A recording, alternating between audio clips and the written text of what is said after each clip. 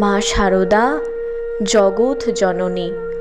কখনো তিনি স্বয়ং সরস্বতী, কখনো বা মা লক্ষ্মী তিনিই। সাক্ষাৎ জগদ্ধাত্রী মা শারদা।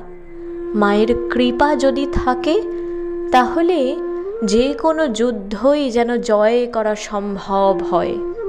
মায়ের কৃপায় সংসারে অভাব দূর হয়ে থাকে। মা শারদা স্বয়ং অন্নপূর্ণা।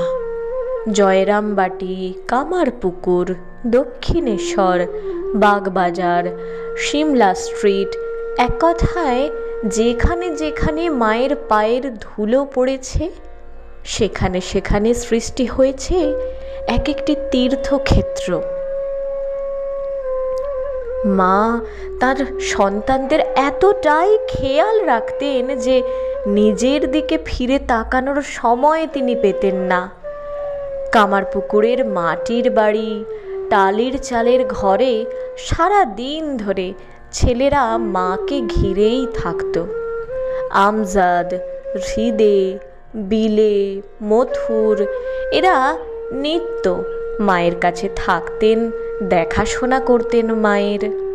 তবুও কিন্তু সব সময়ই তার ছেলেদের খেয়াল রাখতেন অত্যন্ত যত্ন সহকারে। তারা কি খেতে পেল, তাদের শরীর ভালো আছে কি না।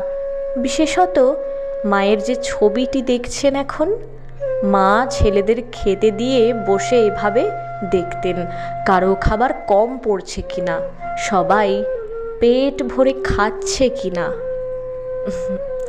মায়ের এই যত্নশীলতাই মাকে অন্যের থেকে আলাদা করেছে।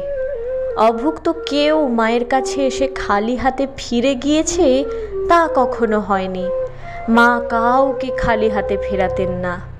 নিজের প্রাণের চেয়েও মা তার সন্তানদের বেশি ভালোবাসতেন। মমতাময়ী মায়ের কৃপায় তার সন্তান না খেয়ে কখনোই থাকেন না। মা বলেছেন তার এই যে ছবি খাবার রাখার ঘরে অর্থাৎ ভাঁড়ারে রাখলে কখনোই ভাতের অভাব হবে না। মা সব সময়ই তার সন্তানের জন্য প্রয়োজনীয় তণ্ডুল যাতে থাকে সেই আশীর্বাদই করতেন। প্রণাম মা, প্রণাম তোমায়।